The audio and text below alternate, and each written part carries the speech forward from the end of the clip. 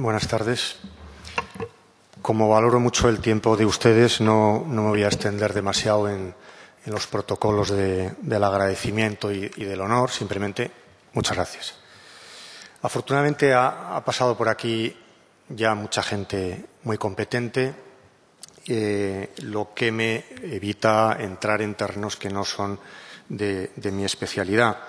Soy un filósofo de la política y, por tanto, alguien más bien teórico, alguien más bien al que le gusta la abstracción que las cosas prácticas y concretas. En cualquier caso, celebro que hayan decidido tomarse las cosas con un poco de filosofía, aunque solo sea por unos momentos, y confío en que disculpen los malos hábitos de este oficio en el que somos muy propensos a poner pegas, matizar las cosas, incluso a veces ser políticamente incorrectos. Voy a sintetizar mi intervención en 10 puntos, aun sabiendo que, al menos desde Moisés, esto no es demasiado original, pero puede ser útil para ordenar las ideas. En primer lugar, entender la crisis política. Algo serio está pasando en la política. Seguramente se trata de un proceso complejo y que discurre con tal aceleración que todavía no hemos tenido tiempo suficiente para entenderlo en toda su magnitud. Quien diga que lo tiene todo claro puede que sea más inteligente que nosotros, pero lo más probable es que sea un peligro público. La crisis consiste en que la sociedad ha aumentado sus exigencias de control y participación, mientras que el sistema político continúa con un estilo jerárquico y opaco. Para agravar un poco las cosas, en este momento de diagnóstico, diré que, si somos sinceros, deberíamos reconocer que tampoco es que la gente sepa exactamente lo que la política debería hacer. La incertidumbre se ha apoderado de los gobernantes, pero también de los gobernados. Podemos indignarnos nosotros, los gobernados, incluso podemos sustituirles por otros, ya que tenemos la última palabra, pero no siempre tenemos la razón. Y, desde luego, no disfrutamos de ninguna inmunidad frente a la incertidumbre que nos asalta a todos al comprobar la complejidad del mundo actual. Se trata de que unos y otros, gobernantes y gobernados, sociedad y sistema político, combatamos juntos la misma incertidumbre. La transparencia es precisamente uno de los instrumentos de ese combate. Toda sociedad que se democratiza genera un espacio público correspondiente, es decir, se transforma en un ámbito donde rigen unas nuevas lógicas de observación, vigilancia, voluntad de transparencia, debate, control. Vivimos en lo que me gusta llamar sociedad de la observación, es decir, una sociedad que consiste fundamentalmente en una sociedad que ha dado un espacio de juego imparable a las sociedades en la escena política. Por eso los sistemas políticos son crecientemente vigilados desde el ámbito doméstico hasta el espacio global. Tercer punto, la importancia de ser controlados. Como en otras esferas de la vida, también en la política, el hecho de sentirnos observados modifica nuestro comportamiento o, al menos, disuade de cometer los errores que tienen su origen en el secreto y la opacidad. Los sistemas políticos han institucionalizado diversas formas de control y esta ley, sin duda, mejorará sus efectos. Las instituciones de control son el gran instrumento de vigilancia democrática.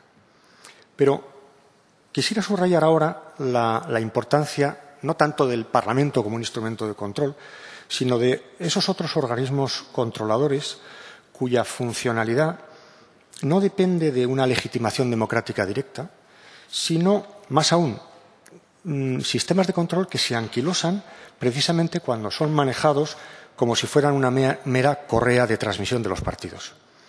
Me refiero a los organismos reguladores o de control jurisdiccional, especialmente el Tribunal Constitucional, que han sido colonizados por los partidos políticos y así no pueden ejercer bien su función independiente.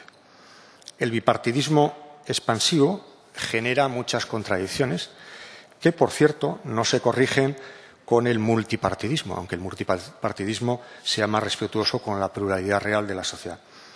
Hace falta una cierta exterioridad con respecto al sistema político para que las funciones de control puedan ejercerse con independencia y con imparcialidad.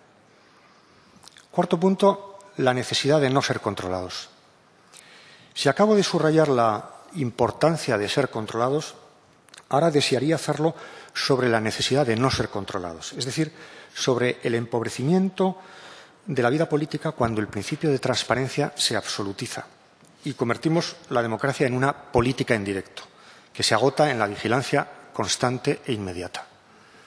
Uno de los efectos derivados, por ejemplo, de la vigilancia extrema sobre los actores políticos es que les lleva a sobreproteger sus acciones y sus discursos. Un ejemplo de esto es el hecho de que muchos políticos, sabiendo que sus menores actos y declaraciones son examinados y difundidos, tienden a encorsetar su comunicación. La democracia está hoy más empobrecida por los discursos que no dicen nada que por el ocultamiento expreso de la información. Los políticos deben responder, por supuesto, a la exigencia de veracidad, pero también a la de inteligibilidad. Y buena parte del desafecto ciudadano hacia la política se debe, no se molestarán si se lo digo con todo afecto, a que no se debe a que ustedes falten a la verdad, sino a que no dicen nada y sean tan previsibles. El principio de transparencia no debe absolutizarse, porque la vida política, aunque sea en una pequeña parte, requiere espacios de discreción, como ocurre, por cierto, con muchas profesiones, como los periodistas, a los que reconocemos el derecho de no revelar sus fuentes, derecho sin el cual no podrían hacer bien su trabajo. No lo defiendan, este ámbito de discreción, no lo defiendan como un privilegio. Generalmente las ausencias, los silencios o las ruedas de prensa sin preguntas son injustificables. Defiéndanlo como un espacio de reflexividad, precisamente para hacer mejor el trabajo que la ciudadanía espera legítimamente de ustedes. 5. Transparencia o publicidad. Personalmente prefiero hablar de publicidad y de obligación de justificar o de justificación, que son principios más exigentes que el de transparencia. Mientras que la transparencia pretende una visibilidad continua, la publicidad es, por definición, limitada y delimitada. Por poner un ejemplo, si hoy asistimos perplejos y asustados a esa performance de rodear el Congreso o a los scratches que llevan la protesta legítima hasta los espacios privados, tal vez sea porque reina una gran confusión a propósito de la distinción entre lo privado y lo público.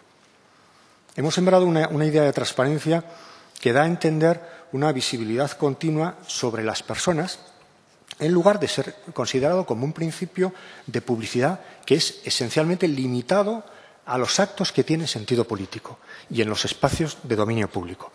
Por tanto, permitiendo ámbitos de privacidad, de discreción, incluso de secreto.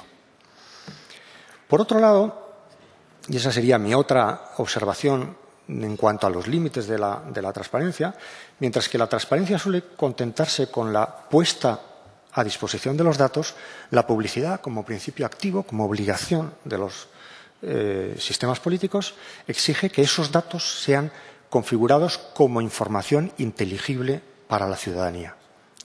Sobre esto hay algunas previsiones en la ley que me parecen muy interesantes. Sexto, la proximidad escenificada. La sensación de fatiga que ofrece nuestro entramado institucional merece reflexiones profundas y no basta con que lo haga yo aquí en 5 minutos. Se trata de una crisis a la que no se hace frente con remedios tecnológicos o simulando una mayor cercanía hacia la sociedad, bajándose el sueldo o aumentando su presencia en las redes sociales. El remedio universal que se ofrece para nuestros males políticos hoy en día es la proximidad, la cercanía. Las nuevas tecnologías de la información y de la comunicación aparecen como instancias de salvación en este naufragio de la desconfianza en el que estamos. Por supuesto, estoy a favor de que exploremos este territorio.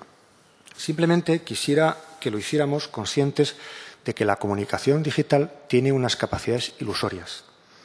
Ya están inventados y han agotado su virtualidad de legitimación esos dispositivos que le permiten a uno escribirle directamente al presidente, el presidente le contesta en tiempo real, automáticamente agradeciéndole su opinión y le agradece su opinión y toma buena nota de ella.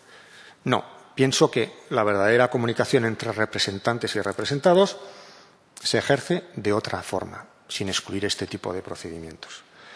La impresión de mendacidad de los políticos no es la falta de sinceridad, sino la consecuencia de su continua escenificación, que la gente percibe.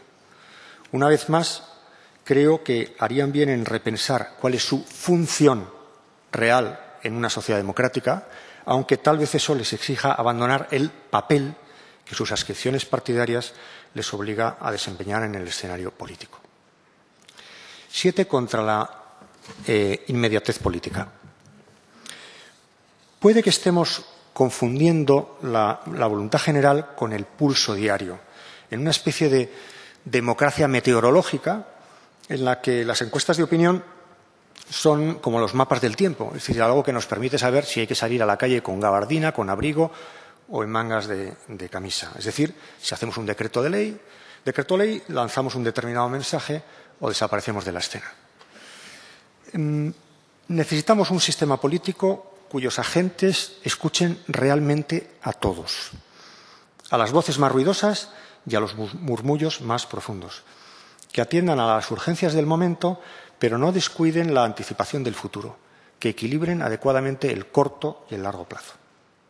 8. Contra la beatería digital. Los medios digitales son los principales facilitadores de esta instantaneidad e inmediatez que tiene, a mi modo de ver, unos efectos ambiguos sobre el sistema político. Las nuevas tecnologías facilitan el voto electrónico, la opinión en tiempo real, la interactividad, las consultas, pero pueden inhibir otras prácticas democráticas tan importantes como esas, más lentas y más deliberativas. Mientras que Internet puede ser un medio potente de autoexpresión, habría que ver hasta qué punto es efectivo para la acción colectiva. El devenir de la primavera árabe, por ejemplo, no es muy alentador a este respecto, lo que se evidencia también en los resultados más bien mediocres de algunas experiencias de democracia directa en diversos países del mundo. En el fondo, esto que he llamado aquí beatería digital responde al hecho de que los seres humanos tenemos una torpe propensión a plantear soluciones tecnológicas a problemas políticos. Y estamos fundamentalmente ante problemas políticos. 9. El valor de las mediaciones. Además de límites, la transparencia puede tener efectos perversos. No son pocos los que han advertido que Internet se puede convertir en un instrumento de opacidad. El aumento de datos suministrados a los ciudadanos puede complicar su trabajo de vigilancia. ¿Cómo puede, esta sería la pregunta que nos debería preocupar, cómo puede la ciudadanía realizar bien esa tarea de control sobre el poder? Es una ilusión pensar que podemos controlar el espacio público sin instituciones que medien, canalicen y representen la opinión pública y el interés general. No se puede. En la democracia contemporánea, los ciudadanos no podríamos aclararnos con lo que pasa y mucho menos impugnar cuanto nos parezca merecedor de reproche, sin la mediación, entre otros, de políticos y periodistas, a los que debemos, pese a sus muchos errores, algunas de nuestras mejores conquistas democráticas. Estoy defendiendo la necesidad cognitiva del sistema político y de los medios de comunicación y no a sus representantes que, como todos, también como los profesores universitarios, son manifiestamente mejorables. 10. Y último, el poder para la gente. La democracia es el poder de los ciudadanos. En este punto coincidimos todos, aunque ya no lo estaremos tanto en relación con lo que esto significa aquí y ahora en una democracia compleja. Esforcémonos en proporcionar una capacidad efectiva de controlar, pero no contribuyamos a debilitar la política cuestionando su naturaleza representativa. Tanta delegación como sea inevitable y tanto control como sea posible. Ese sería mi consejo. El control ciudadano no resulta fácil en las actuales condiciones de complejidad, pero tiene que ser facilitado expresamente para que no se convierta en un principio vacío. Cuanto más se pongan ustedes en manos del control ciudadano, más capaces serán de detener ese desafecto que en los actuales niveles empobrece la calidad de nuestra democracia. No se trata tanto de que los ciudadanos digamos a los políticos en todo momento, como si fueran meros ventrílocuos nuestros, lo que tienen que hacer. Del mismo modo que tampoco ellos, ustedes, tienen el derecho de prescribirnos la opinión que nos merecen. Estos 10 mandamientos se resumen en 2. El primero, tanta transparencia como sea posible, lo que requiere algo más que poner un montón de datos a disposición de la ciudadanía. Exige, sobre todo, una disposición por parte del sistema político a dejarse controlar efectivamente. Y esto implica cambios profundos, sobre todo, no tanto legislativos, instrumentales, sino de mentalidad y de cultura política. Y el segundo y último, defiendan ustedes la política, el valor de la política, su naturaleza deliberativa y representativa. Pero háganlo de manera que la sociedad entienda que no están defendiendo los privilegios de los representantes, sino la libertad de los representados. Y esto simplemente para que el diputado Elorza y los 3 diputados guipuzcoanos aquí presentes presuman de Casa de la Paz y los Derechos Humanos, donde tiene su sede el instituto que yo dirijo. Muchas gracias.